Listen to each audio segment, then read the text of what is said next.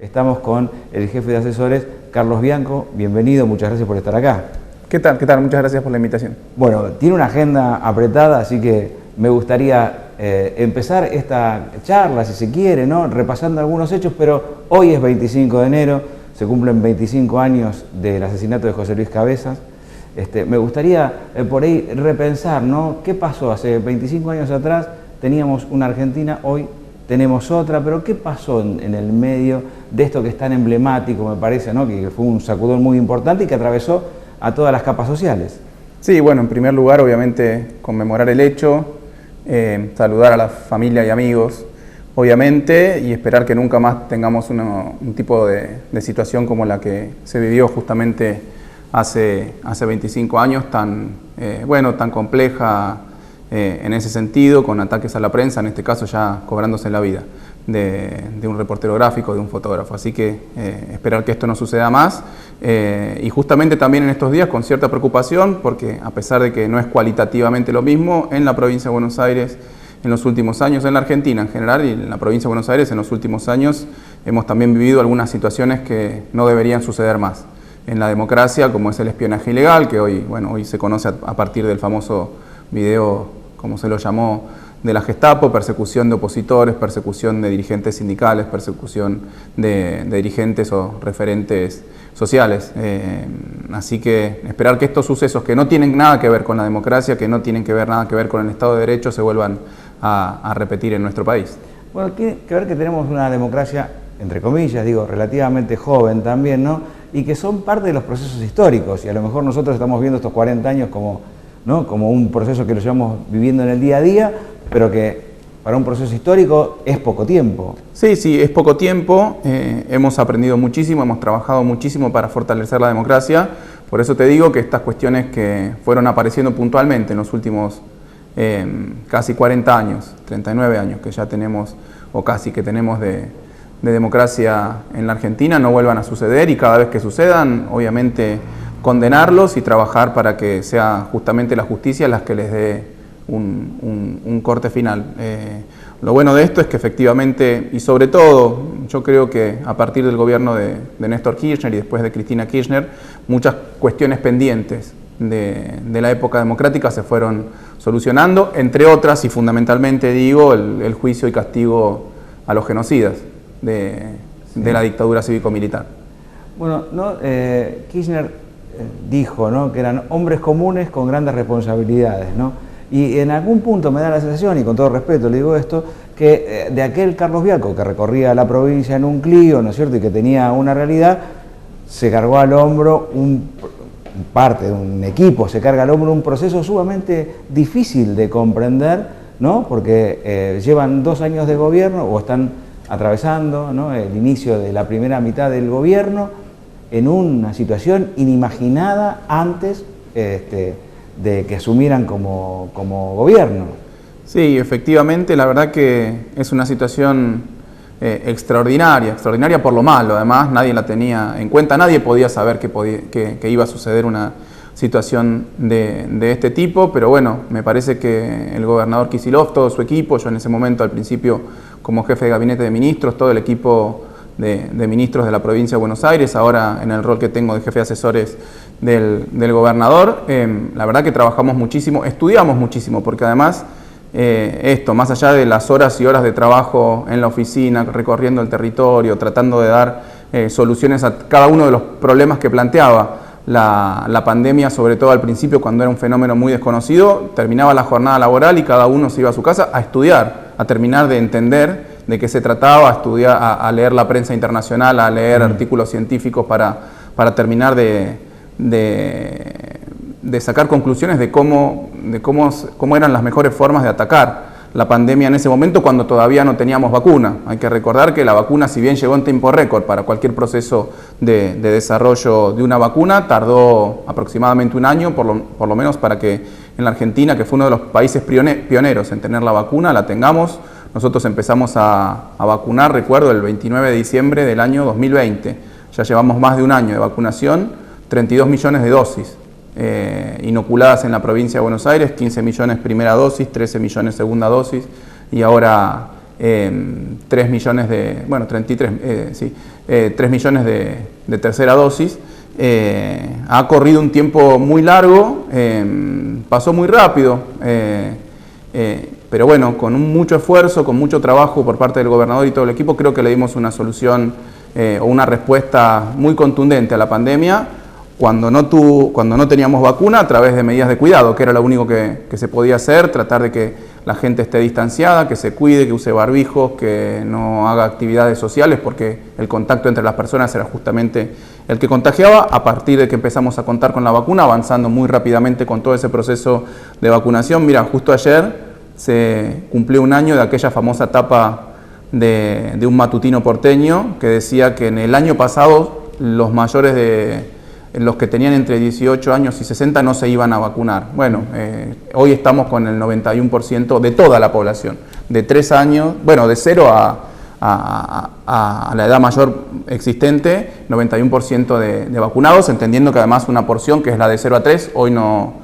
se puede vacunar, o sea que estamos en niveles de vacunación récord a nivel mundial. Cuando uno hace un gradiente de los países que más vacunaron en el mundo, con fuentes oficiales, con fuentes internacionales, Argentina siempre está dentro de los primeros lugares de vacunación. Hay que agradecerle al presidente Alberto Fernández por el esfuerzo que hizo en conseguir las vacunas, en distribuirlas equitativamente a todas las provincias y jurisdicciones de la Argentina, y obviamente en nuestro caso al gobernador y todo su equipo, fundamentalmente al ministro Kreplak, por haber llevado adelante este proceso histórico de vacunación en condiciones además muy complejas. Así que, bueno, efectivamente pasaron 2 años muy complejos, 2 años que en alguna forma se perdieron para el crecimiento, porque, como te decía antes, la pandemia no solo ha tenido efectos sanitarios, ha tenido fundamentalmente efectos sanitarios, pero también tiene efectos sociales, efectos económicos, efectos psicológicos sobre las personas en los cuales estamos actuando.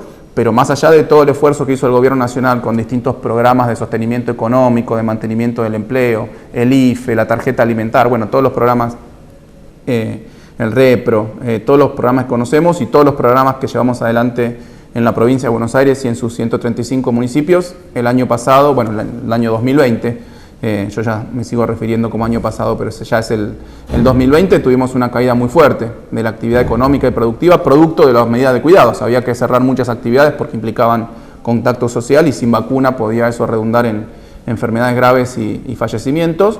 Pero bueno, este año que terminó hemos recuperado toda esa caída en el Producto Bruto Geográfico, 10% de crecimiento en el año 2021, y ahora tenemos un desafío muy grande que es sostener ese proceso de crecimiento económico y generación de empleo genuino, que es nuestro objetivo. Empezamos con enero por ahora, pero ya las perspectivas para febrero son muy buenas en términos de producción. Obviamente en el sector turístico estamos teniendo, como vos decías al principio, estamos teniendo una temporada excelente, una temporada récord. Creemos que va a terminar siendo una temporada récord, por lo menos la mejor temporada de los últimos 10 años. Estamos trabajando en ese sentido. Nuestro ministro Augusto Costa, que también va a estar acá hoy en el Partido de la Costa, nuestro ministro Kreplak de Salud, para asegurar las condiciones sanitarias para que esa temporada se lleve adelante sin conmoción, que también va a estar hoy en el Partido de la Costa, el ministro Berni asegurando las condiciones de seguridad para que la temporada también transcurra sin sobresaltos. Bueno, todo el equipo de gobierno recorriendo los destinos turísticos, toda la provincia, no solo la parte de la costa atlántica, sino todos los destinos turísticos. Así que tenemos un desafío muy grande para los 2 años que quedan del gobierno del primer mandato de Kicillof, y nosotros también establecimos un plan de 6 años, porque independientemente quién ejecute ese plan, tenemos como obligación, me animo a decir, en la provincia de Buenos Aires, con los miles de problemas estructurales que tiene la provincia de Buenos Aires, empezar a dar un camino de solución a todos esos problemas. O sea, por eso nosotros planteamos un programa de trabajo de 6 años, que después nuestra fuerza política definirá quién es el encargado de disputar las elecciones para que se implementen esas ideas, esas medidas de gobierno. Bueno, le quiero decir que para nosotros es un hecho inédito, porque en general cuando hay una crisis en la República Argentina, el sector del turismo no es el primero en comenzar a funcionar. Quiere decir que esto es un hecho inédito también, más allá de la temporada brillante que tenemos, que se haya reactivado la economía a partir del turismo. No creo que sea de casualidad, claramente hay una decisión política de hacerlo y una mirada del Estado para poder hacerlo, porque el previaje, si bien es cierto que es de nación, ha sido una inyección de dinero muy importante. Me dicen que en el Partido de la Costa estamos hablando de algo así como 1.700 millones de pesos que esto nos da un poco la magnitud, ¿no?, del impacto económico que tiene en este verano. Sí, efectivamente hay una política de Estado nacional y una política de Estado provincial de favorecer al sector turístico. En la provincia de Buenos Aires el sector turístico es el quinto mayor sector en términos de generación de riqueza, de producción y de empleo, más allá del previaje, que es una medida que ha impactado muy positivamente en todo el país, pero puntualmente en la provincia de Buenos Aires, que es la principal provincia turística de la Argentina, la que recibe más turismo receptivo de la Argentina. En la provincia de Buenos Aires, para asegurar que eso no solamente se concentre en los meses de enero y febrero, que es la temporada tradicional, establecimos también un programa que tiende a estirar la temporada y a generar mayores ingresos y empleo en los destinos turísticos, que es esto de asegurar que todos los chicos que terminan quinto año, que tienen derecho a un viaje de egresados, en el cual el gobierno provincial los ayuda para asegurar un mínimo de goce, un mínimo de disfrute a todos aquellos que hicieron el esfuerzo de estudiar en la escuela secundaria y recibirse, un viaje de estudio, un viaje de recreación, que como mínimo dura 4 días, después cada uno puede estirarlo contactándose con la agencia de turismo en donde lo contrate, pero eso lo que va a hacer es que la temporada no solo sea enero y febrero, sino estirarla también a marzo, abril y mayo, o sea que me parece que vienen tiempos prósperos para los destinos turísticos, mucho más prósperos que en el pasado, porque antes la cuenta era así, en los 2 meses de temporada, del núcleo de la temporada, se generaban los ingresos para sostener la actividad, las refacciones, la inversión futura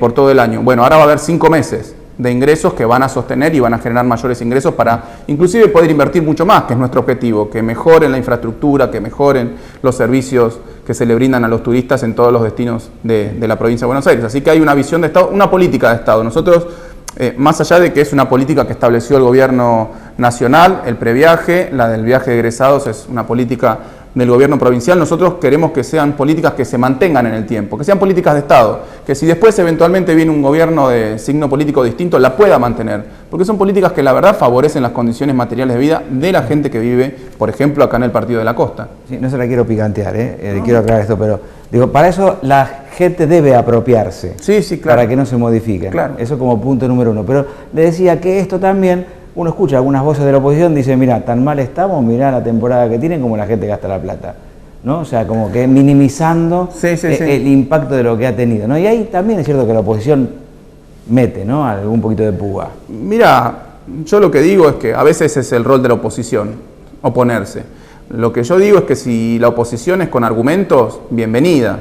Si la oposición es con argumentos y permite tener un debate franco sobre los distintos problemas que tienen, como te dije, estructurales en la provincia de Buenos Aires, que se profundizaron mucho en los últimos 6 años, primero con Macri y Vidal, Macri en Nación y Vidal en provincia, después con la pandemia se profundizaron muchos de los problemas estructurales de 30 o 40 años que trae la provincia de Buenos Aires. Si la oposición viene con argumentos, si se trata de una oposición constructiva, obviamente que todo el tiempo estamos dispuestos a debatir, a discutir, a adoptar recomendaciones de la oposición, como lo hemos hecho durante la pandemia. Yo estuve durante mi tiempo de jefe de gabinete de ministros coordinando con los municipios, entre otras tantas cosas que hicimos durante esa época. Y había muchas veces intendentes radicales o intendentes del PRO que me hacían alguna sugerencia de medidas de cuidado, de cierre de horarios, de alguna flexibilización a determinado sector para que genere algún ingreso con los cuidados, y la verdad que las adoptamos.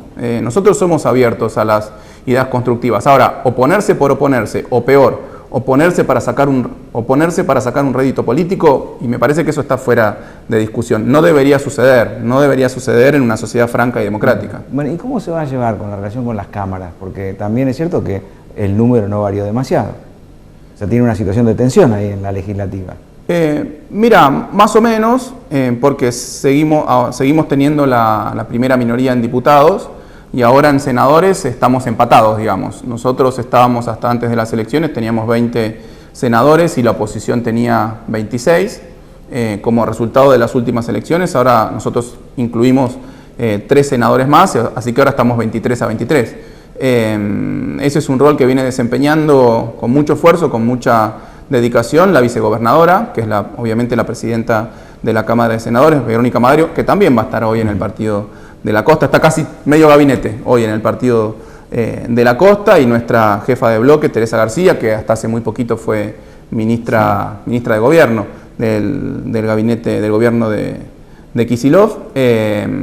de nuevo, nosotros estamos planteando, hemos llevado a finales de año varios proyectos de ley, los cuales, por suerte, y a diferencia de lo que pasó en el ámbito nacional, la oposición pudimos tener un diálogo franco y se aprobaron leyes claves para la gestión de la provincia de Buenos Aires, entre ellas el presupuesto, obviamente, entre ellas la fiscal impositiva. Pero bueno, varias leyes que se llevaron al recinto fueron aprobadas. Esperemos poder seguir trabajando en ese sentido. Nosotros obviamente lo hemos hecho desde el primer momento. Mira, te digo, yo como jefe de gabinete, en el marco de las múltiples emergencias aprobadas por la legislatura por unanimidad que tiene la provincia de Buenos Aires, 7 emergencias administrativas, de seguridad, de salud, de educación, productiva, tecnológica, etcétera. Creo que fui entre 8 y 10 veces a la Comisión Bicameral de Seguimiento de las Emergencias. O sea que a mí que me digan no hay diálogo con el gobierno provincial, les tengo que decir es mentira. Yo a cada rato me cruzaba la Plaza Moreno para ir a contar lo que estábamos haciendo en el gobierno provincial. O sea que, bueno, esa es nuestra forma de trabajar y es la forma que vamos a mantener. Convengamos que dialogar con la oposición es más fácil en el off que cuando están las cámaras encendidas.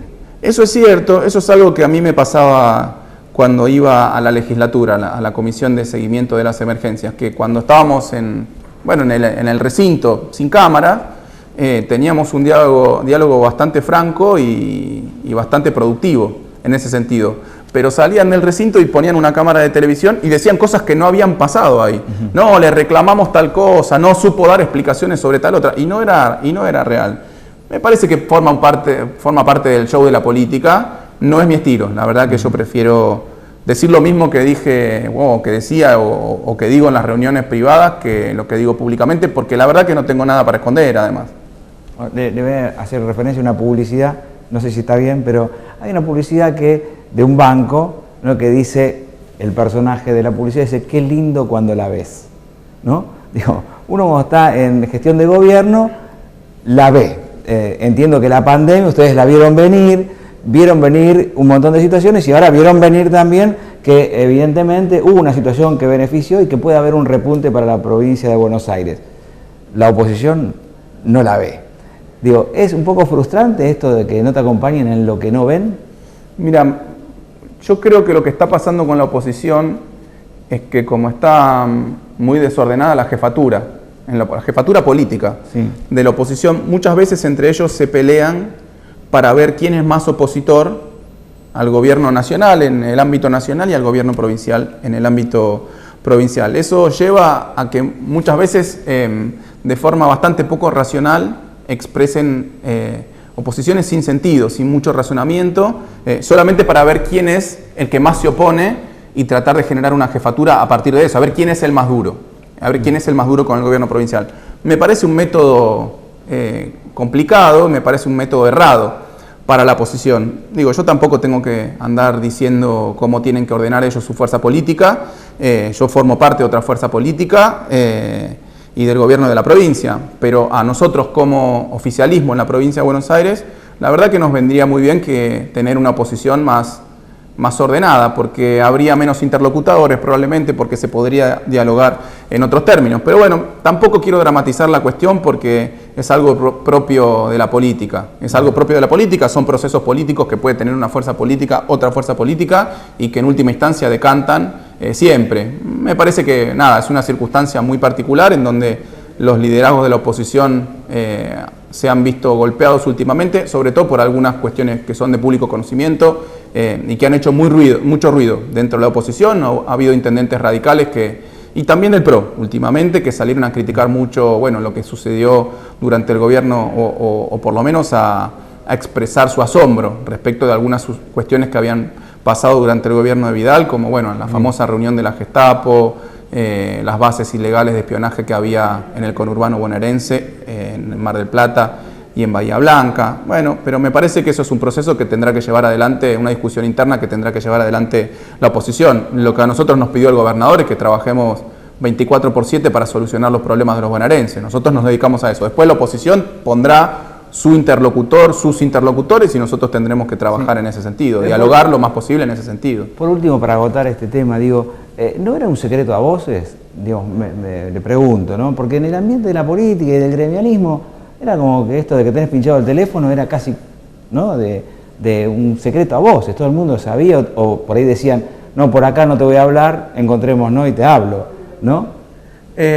Sí, a ver, se sabía ya desde hace un tiempo de algunas situaciones que se habían producido durante el gobierno de María Eugenia Vidal en los últimos años. Se sabía que habían estado cableadas los lugares de visita en las cárceles, por ejemplo en la cárcel de Seiza. Se sabía porque ya hubo la comisión de investigadora, la subcomisión de investigadora del Congreso de la Nación, ya hizo su informe respecto de las 9 bases de espionaje ilegal en el conurbano de la provincia de Buenos Aires. Está detallado cómo operaban, seguían dirigentes, le sacaban fotos a la familia, le sacaban fotos a los autos, introducían espías o gente para buscar información en las marchas que llevaba adelante en su momento la oposición, en donde se planteaban distintas prerrogativas para el sector de los trabajadores, para los jubilados. Bueno, eso está documentado, la verdad que hay que ir y buscarlo. Yo lo leí con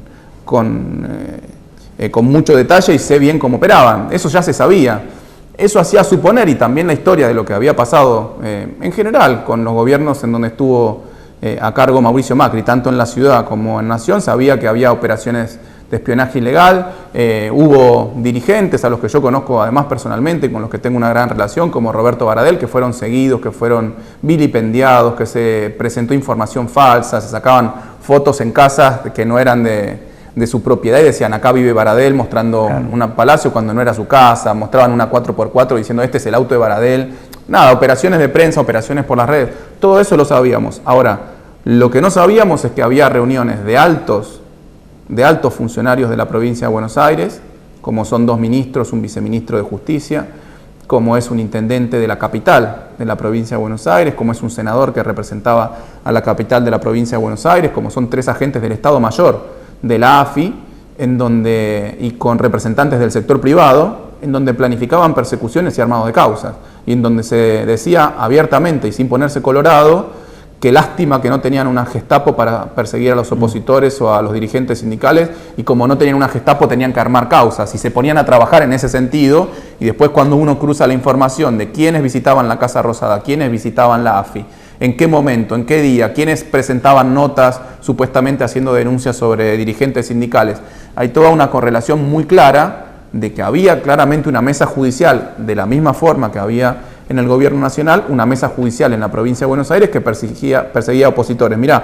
el otro día una periodista nacional de los medios porteños, Romina Mangel, me preguntaba, bueno, pero ¿esto le interesa a la gente? Y yo le digo, puede ser que la gente tenga otras urgencias en el corto plazo, en el día a día, en la cotidianidad, otras necesidades, pero son las instituciones básicas de la democracia.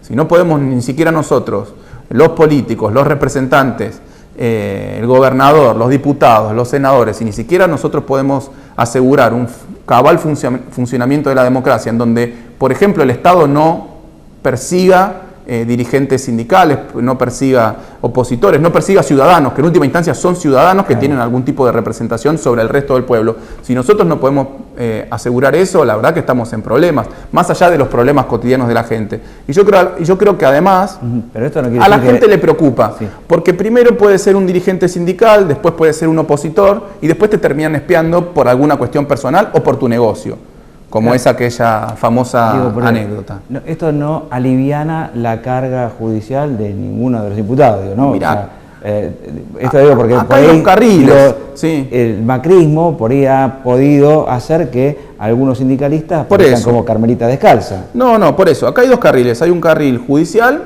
es la justicia la que corresponde recabar la evidencia existente, hacer los cruces de información que se requieran y tomar las decisiones, si son imputaciones, si son procesamientos, en última instancia, si son condenas o no. Eso es la justicia que tiene que hacerlo. Ojalá que la justicia obre de buena fe en ese sentido. Y después está el canal político, porque esto también tiene una dimensión política, tiene un impacto político, y en ese canal político están, por ejemplo, el llamado a una comisión investigadora para que averigüe la participación del procurador de la provincia de Buenos Aires, Contegrán, que de acuerdo a los dichos en ese famoso video del ex ministro de Trabajo Villegas, estaba al tanto de todo lo que estaba sucediendo y ya estaba todo arreglado con él.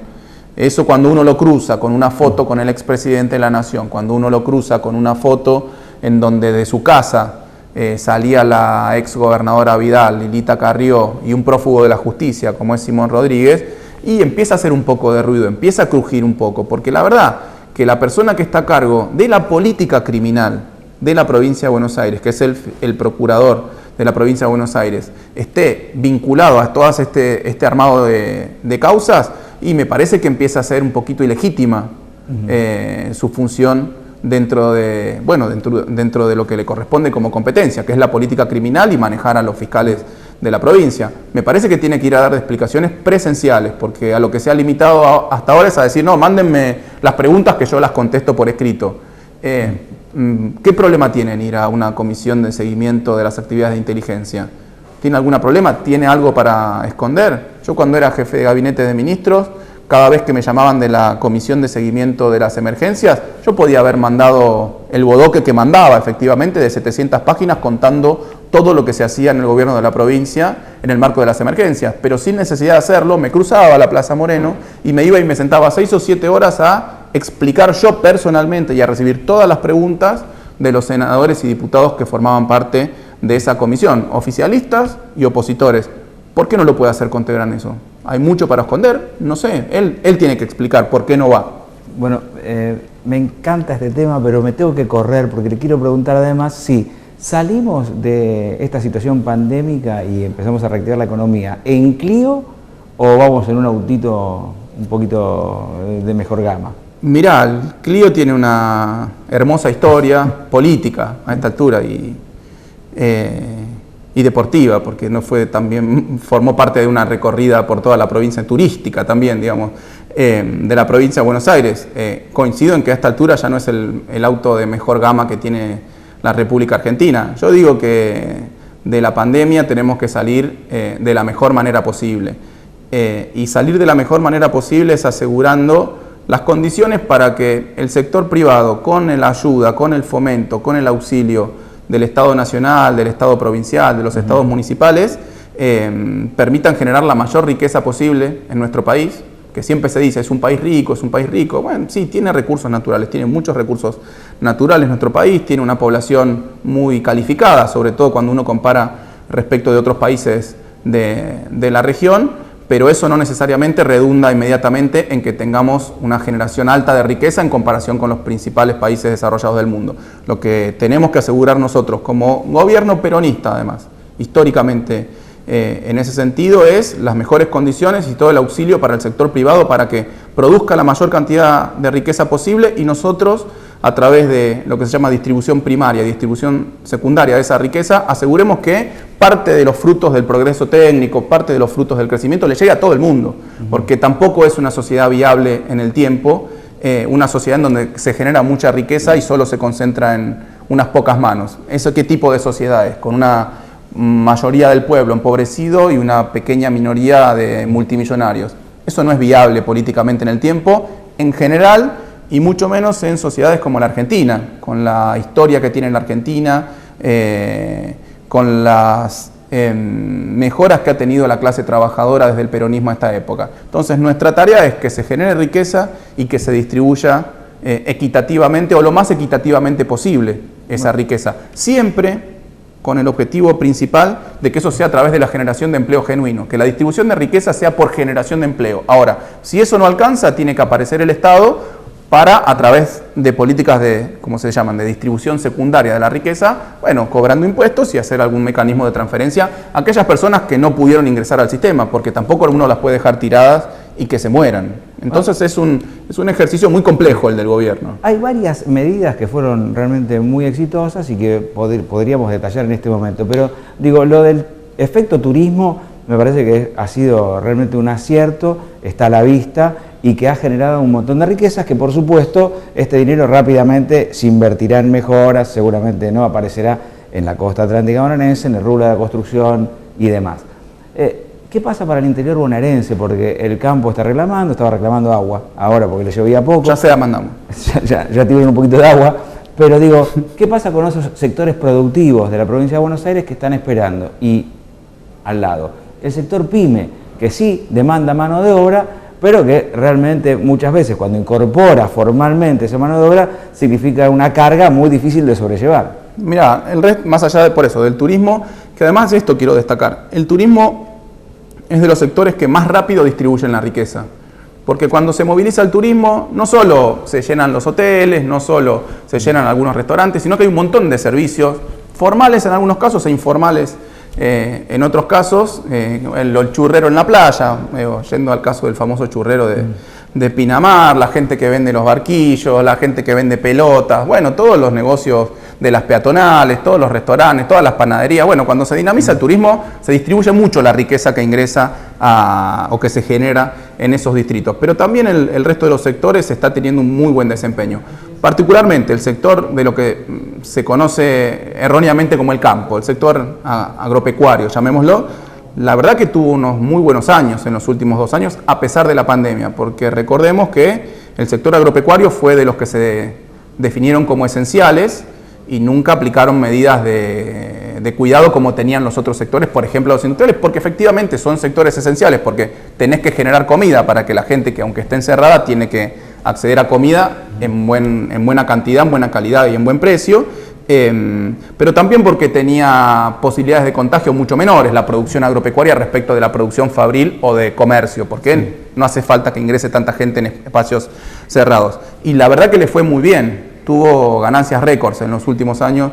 El sector agropecuario estaba teniendo una cosecha muy buena. El problema que tuvimos de más o menos un mes de sequía obviamente afectó eso, pero ya con estas lluviecitas que tuvimos en las últimas semanas, últimos 10 días, mejoró muchísimo. O sea que eso habrá que ver al final de la cosecha gruesa si hace falta tener alguna política en particular, pero creemos que va a ser una muy buena cosecha. Después el sector industrial, hoy la mayoría de las industrias, de los bloques industriales de la provincia de Buenos Aires, están con niveles de producción y de empleo mayores a 2019. Es decir que, más allá de la caída muy fuerte que pymes y empresas grandes, me estoy refiriendo a todo, más allá de la caída muy fuerte que hubo en 2020, recuperaron muy rápido, entre otras cosas porque la capacidad productiva estaba ahí, las máquinas estaban ahí, los trabajadores se mantuvieron a partir de los distintos programas que estableció el gobierno nacional, el REPRO, los distintos programas para mantener a los trabajadores a pesar de que no estaban trabajando, para que se les pueda seguir pagando los salarios. O sea que cuando las condiciones sanitarias lo permitieron y se pudieron poner a funcionar las pymes, las empresas industriales, rápidamente pegaron un salto y ya recobraron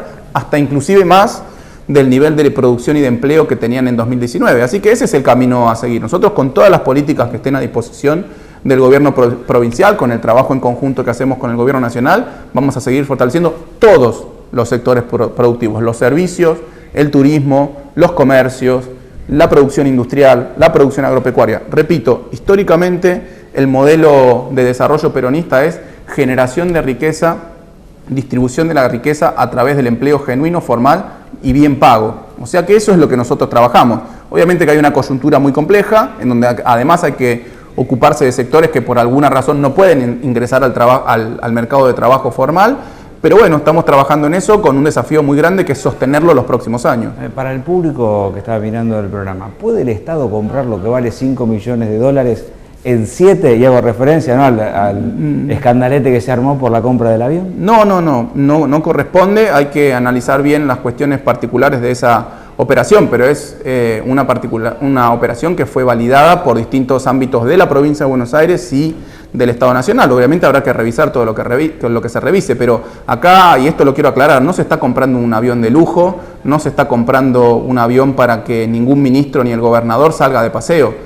Se está recomponiendo una flota que quedó absolutamente destruida y destrozada cuando nosotros llegamos al gobierno de la provincia de Buenos Aires. Ni siquiera teníamos un avión propio sanitario.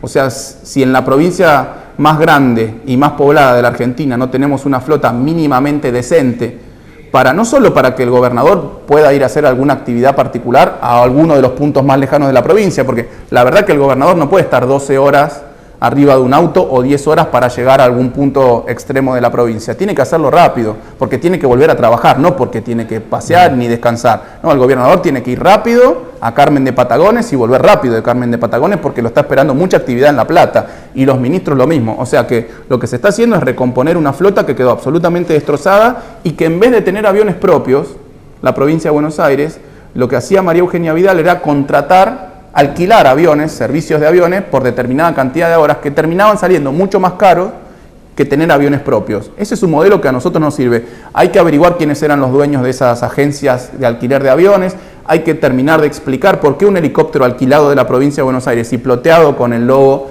de la policía de la provincia de Buenos Aires aparece en las manos de un narcotraficante en Paraguay, no sé si lo recuerdan. Bueno, hay que explicarse muchas cosas en ese sentido. Tengo que cerrar este tiempo, sé que está muy ocupado y pido disculpas porque estamos abusando de su generosidad, pero me gustaría ir a la intimidad, digamos, ¿de qué se habla cuando se toma mate con el gobernador, digamos?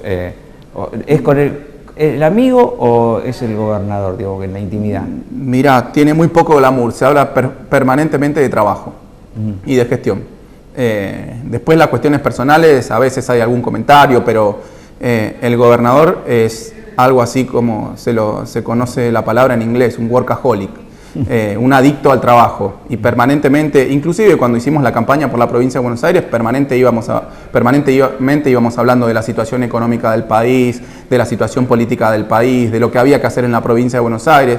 Esto no sé si alguna vez lo conté, creo que te lo doy como primicia.